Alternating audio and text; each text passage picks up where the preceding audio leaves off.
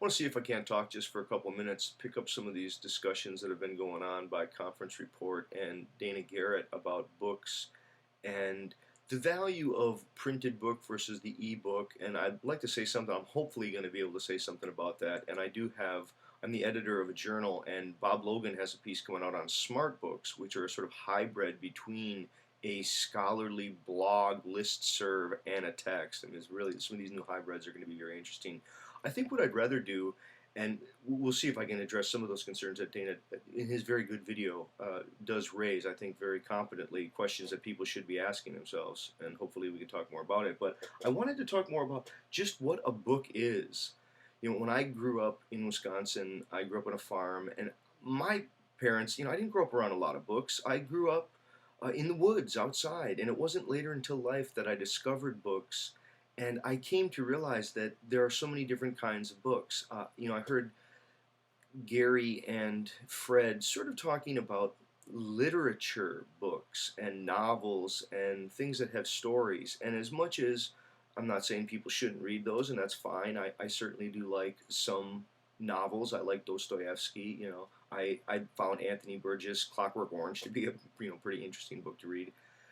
I, for my own taste, never really enjoyed those kinds of books. In fact, it was more fun for me to discover how many different kinds of books there are. And so I thought I would just, give an example of some books that I found very interesting, and just to try to show the range of some of the books. A very playful, imaginative thought pump.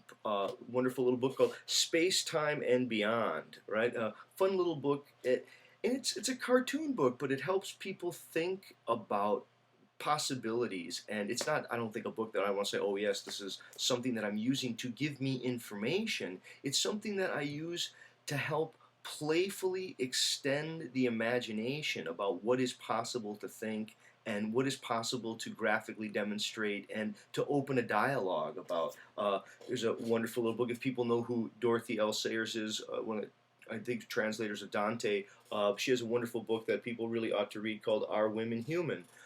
Fascinating engagement with the way women have been thought about, treated historically, and it's a sort of a classic. And it's not a novel, but it's not just a piece of information. It's a condensed little book, right? Now, take something like this, right? This is Elaine's On Happiness by Elaine. Elaine is Emile Chartier, the Propos writer, and a propos it's a short little form. Here is the art of yawning. It's a little 2-page reflection, and it's hard to describe what a propos is without reading it, but they're condensed, I think, reflections or narratives which are very distilled and then have this sort of ironic insight at the end of them. It's a fascinating book to read. Solicitude, wonderful little chapters in there on Elaine. How about Emile Chorin, right? We have E.M. Chorin, which is The Trouble with Being Born. Fascinating book, a collection of aphorisms. So much of this was influenced by Stoic themes. Pithy one-liners. I think one of the lines I've shared with people here before by Chorin, one of my real favorite lines, is he says, if we could see ourselves as others see us, we would disappear on the spot. It's a fascinating line on how much others are, I guess, part of the way that we come to appear in the world. Right? I mean, we are in the world because others see us, and we are unable to see that. It's just fascinating discussions. Again, it's hard to say enough about The Trouble with Being Born. How about a book like Ambrose Bierce's The Devil's Dictionary? A classic book in reinterpreting how one could think of popular words. When you start to look at a book like this, it's a fork, right? An instrument used chiefly for the purpose of putting dead animals in the mouth. It's forgetfulness, a gift of God bestowed upon debtors in compensation for their destitution of conscience. It's really funny. I mean, he has very witty lines that show a liberated mind that says, look, I'll write my own dictionary, and I'll do it with wit and fervor and a kind of zeal. This is the kind of stuff that you don't access it to get information. It's part of it is these are the kinds of books that liberate your imagination about what information is, what knowledge is, what it would mean to know. There's a wonderful book, if people are familiar with this. This is called Cosmic Trigger by Robert Anton Wilson. It's the final secret of the Illuminati. This is a funny, funny book. It's hilarious. It's a spoof on spoofs. It's it's very intelligent, it's insightful, you learn a great deal, but not by gaining true information. Part of it is playful writing that's smart enough to get your imagination pumping in certain ways.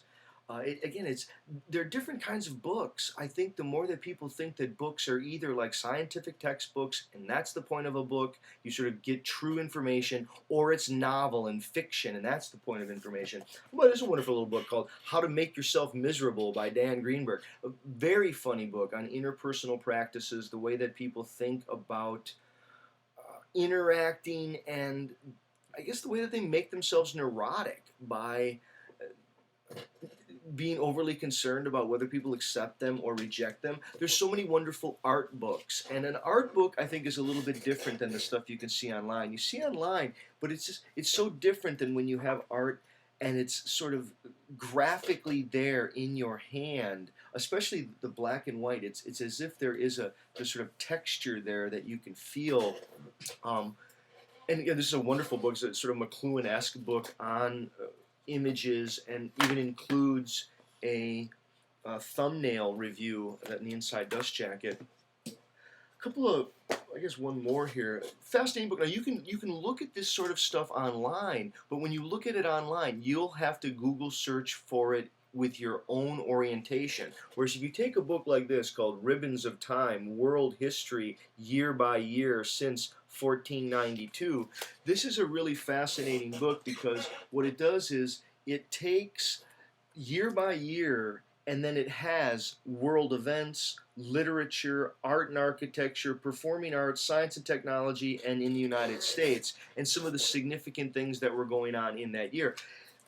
In its design, it offers a very convenient bound in one volume way to get a historical rough orientation towards things. Now, a lot of people look at books, some of these for beginner books that aren't really philosophy books, they're not really cartoon books, but they're sort of in between. There's lots of different for beginner books, two that I strongly want to recommend because of the author.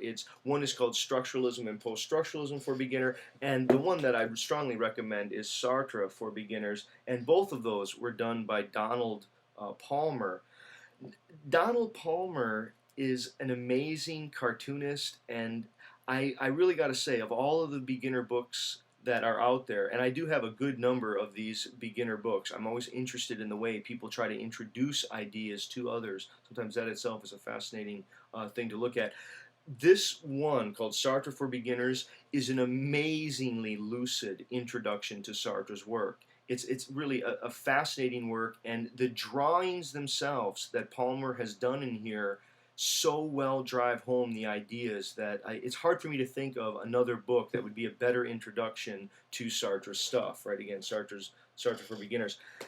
Now, I guess in regard to some of the issues that Dana already covered so well about what's the difference between an e-book and a printed book, I think many of those concerns are legitimate. For me, I think part of the concern is that online, in the electric age, as soon as someone confronts difficult, serious information that they don't understand, instead of taking the opportunity to say, I'm ignorant, I need to study and become able to understand it, instead they make recourse to easier digestible, easier understandable information just a click away. And that in some way can be useful, but I think it can promote a kind of atrophying of the individual's capacity to grow against a text. I think oftentimes a text is a shaping stone. The most insidious and dangerous difficulty I see with the electric age is that, again, simpler, quicker, easy, faster, more digestible information is always just one click away. That may be an advantage in some sense, but it may not be the kind of advantages that I think a book potentially can provide. Okay. Thanks.